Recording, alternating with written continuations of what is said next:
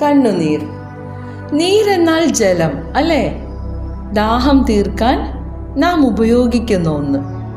സ്വയം ശുദ്ധിയുള്ളതും മറ്റൊന്നിനെ ശുദ്ധിയാക്കാൻ കഴിവുള്ളതുമായ ഒന്ന്. എന്നാൽ കണ്ണുനീരോ? കണ്ണ് സ്വയം ശുദ്ധിയാവാൻ വേണ്ടിയാണ് കണ്ണുനീർ പൊഴിക്കുന്നത്. കണ്ണുനീർ കണ്ണിനെ മാത്രമാണോ ശുദ്ധിയാക്കുന്നത്? അത് മനസ്സും ശുദ്ധിയാക്കുന്നില്ലേ? കണ്ണുനീര് കൊണ്ട് മനസ്സ് ശുദ്ധിയാക്കിയ മനുഷ്യരെ കണ്ടിട്ടുണ്ടോ? വല്ലാത്ത തിളക്കമാണവർക്ക്. ജീവിതത്തിൻ്റെ പച്ചയായ യാഥാർത്ഥ്യങ്ങളെ തിരിച്ചറിയുമ്പോൾ കരളു പിടഞ്ഞ് ഹൃദയം തകർന്ന് ചുറ്റിനും ഇരുട്ടുമൂടി അവർ കടന്നു പോകുന്ന ഒറ്റപ്പെടലിൻ്റെ ഏകാന്തതയുടെ ഒരു പൊള്ളുന്ന വേദനയുണ്ട്.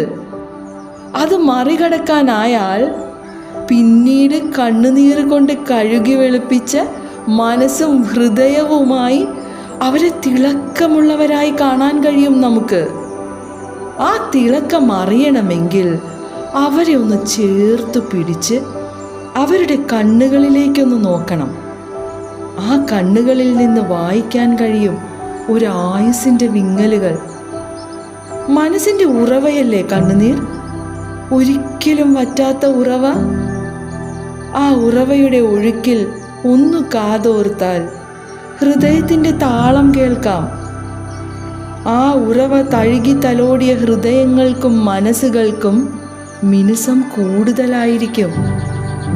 അവരെ ഒന്ന് ചേർത്ത് പിടിച്ചാൽ ഭൂമിയിലെ ഏറ്റവും സൗന്ദര്യമുള്ള തിളക്കമുള്ള ഒരു അനുഭവമാകും അത്. അതെ, കണ്ണുനീര് വറ്റാത്ത തിളക്കമുള്ള മനസ്സും ഹൃദയവുമായി നമുക്കൊരുമിച്ച് കൂട്ടുകൂടാം. We walks, she talks.